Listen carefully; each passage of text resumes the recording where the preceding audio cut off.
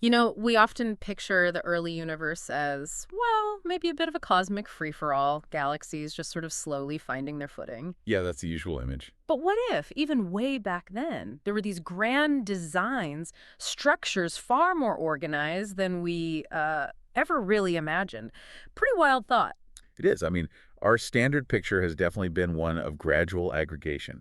Gravity slowly pulling together, smaller clumps of matter into the galaxies we see today. A bottom-up kind of model. Exactly, a bottom-up model. Well, okay, get ready for maybe a major plot twist. This comes courtesy of the James Webb Space Telescope. Ah, JWST, always shaking things up. Right. It's peered back into those really early cosmic days and spotted something they're calling the cosmic vine. That's the one.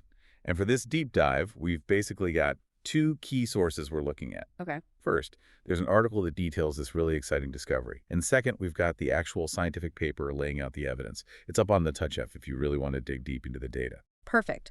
So the mission for us, and for you listening, is to unravel this cosmic vine. We want to understand, what is it? Why is it causing such a stir in astronomy circles? And what does it actually reveal about the universe in its, well, infancy? Consider this your fast track to getting up to speed on this fascinating new finding. I'm good. Okay, let's unpack this then. What exactly is this cosmic vine that has astronomers buzzing? Okay, so in essence, the cosmic vine, as the article describes it, it's a network. We're talking more than 20 galaxies here. 20, wow. Yeah, and these aren't just like loosely hanging out near each other. They seem to be interconnected in these long, winding strands. Like a vine, hence the name, I guess. Exactly like a vine climbing through space. And what's really fascinating, or maybe surprising, is when this happened. Right, the early universe part. Precisely. These galaxies formed within the first billion years of the universe. That's incredibly early in cosmic history. A billion years. That's not long after the Big Bang, cosmically speaking. Not at all. So this suggests a level of interconnectedness of organization on a pretty significant scale, much, much earlier than we anticipated, based on previous models. Okay, so more than 20 galaxies all tangled up together super early on. That's a far cry from that picture of lonely islands slowly drifting together, isn't it? It really is. The article really stresses that this isn't just some chance alignment, looking like a line from our perspective. No, definitely not. It's being interpreted as a genuine massive structure, which signals, potentially, a much more structured early universe than we thought was even possible. That's the core implication. Yeah. Our previous understanding, it really leaned towards a more chaotic early phase, where galaxies gradually coalesced over vast stretches of time. Right. The cosmic vine suggests that these primordial galaxies, these early ones, could cluster and form these large-scale structures much more rapidly. Faster than our theories predicted. Much faster. Yeah, faster than our current theories generally account for. It's like the analogy in the article, finding a highway of galaxies when we expected only, narrow lanes just starting to form. That's a great way to put it. So does this mean we need completely new physics?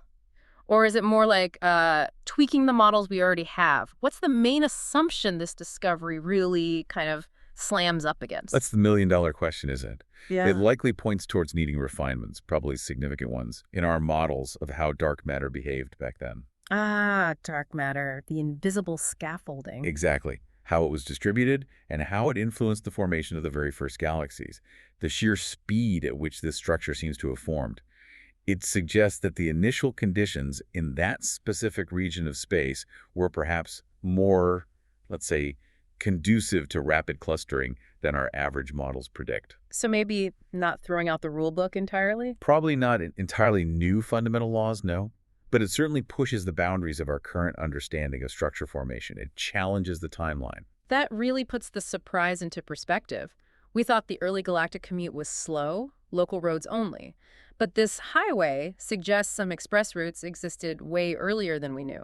A good analogy? Yeah. So, okay, what does this all mean for, our bigger picture of the cosmos? Why is this particular cosmic vine so important? Why the buzz? Well, as the article highlights, it offers some really significant insights. Several key things. Firstly, it's compelling evidence that the early universe was, in fact, more complex, more organized than we generally believe. Right. It challenges those purely bottom-up models. It certainly does. Instead of just small clumps gradually merging over eons, this hints that maybe larger-scale initial conditions could have facilitated the rapid assembly of these networks. Okay, that's point one. What else? Secondly, it gives us a crucial new window into how galaxies actually clustered together way back then. Understanding these initial groupings is absolutely fundamental if we want to explain the vast network of galaxies we see all around us today. Makes sense. And this ties directly into the concept of the cosmic web. You know, that large-scale structure of filaments and voids Yeah. shaped by dark matter where galaxies tend to live. Yeah, the biggest pattern in the universe. Right. The cosmic vine could very well be one of the earliest threads discovered in that enormous cosmic tapestry.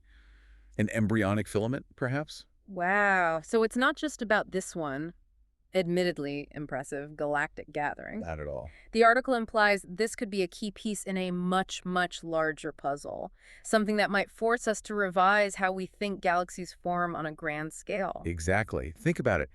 If structures like the cosmic vine were actually more common in the early universe than our current estimates suggest, Uh-huh. well then, our models of how the entire cosmic web itself evolved might need some significant adjustments. So the implications keep rippling outwards. They do, and honestly, the constant stream of unexpected findings coming from JWST is just, it's phenomenal. It's really pushing the boundaries of our knowledge, forcing us to rethink things.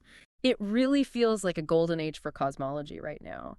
And the article even hints, doesn't it, that this cosmic vine might be part of an even larger interconnected system, It does suggest that possibility, yeah. possibly one of the most fundamental structures to emerge in those very early times. Well, that's kind of mind-blowing to consider. It is genuinely mind-blowing. If we connect this to the bigger picture, understanding these early large-scale structures is absolutely crucial. Hmm. It's key to understanding the evolution of the universe as a whole. Like what allowed it to form so fast? Exactly. What were the specific conditions that allowed such a massive interconnected system to form so rapidly so early on? It raises really important questions about the initial distribution of matter, and especially dark matter, in the very, very early universe. Okay, so let's try to bring it all together for you, the listener. The big picture here is the James Webb Space Telescope has detected this remarkable thing called the cosmic vine. Yep. It's a network, more than 20 galaxies, all linked up in the early universe, forming this long, winding structure. And this discovery, it's seriously challenging our previous ideas about how the universe formed. It suggests things were more organized, more intricate, much earlier than we thought. Definitely shaking things up. It gives us new clues about how galaxies first clustered together, and maybe even how the giant cosmic web itself got started. Key insights there. And this cosmic vine might just be one piece of an even more significant, maybe universe-shaping network that we haven't fully seen yet. Precisely. This isn't just some isolated weird thing. It offers a potential window, a really valuable one, into the fundamental processes that govern the early universe, the processes that shaped the cosmos we see today. And as you mentioned, we've got links for people who want to go deeper. That's right. We've provided links in the description. One goes straight to the scientific paper on RSPVIM for anyone who wants the really technical detail. It's perfect, your stuff. Yeah. And the other is to Stephen Hawking's A Brief History of Time, which doesn't discuss the cosmic vine, obviously, but it provides just a wonderful, broader perspective on our understanding of the universe and cosmology. Great context. Excellent. And, speaking of vast cosmic perspectives, the article we read finishes with this rather, evocative line. It says, if the universe is a loop of loops and our lives are constantly being restarted, I still believe in every cycle I will choose to follow the same cosmic vine, the same path, to find you again. Quite poetic. It is. And look, we're not suddenly diving into cyclical universe theories today. That's a whole other deep dive. But it does make you think, doesn't it, about the implications of interconnectedness, even across these immense cosmic scales? It certainly does. The idea that structures, however vast, might exhibit some kind of persistence, some pattern across time. It's a powerful thought. Indeed. And I think the discovery of the cosmic vine itself really stands as this powerful reminder that the universe still holds so many surprises for us. Oh, absolutely. Our quest to understand it is, it's continuous, it's ongoing, and it's deeply fascinating. It really encourages us to keep questioning our assumptions, keep looking, and just marvel at the intricate and often unexpected beauty of it all.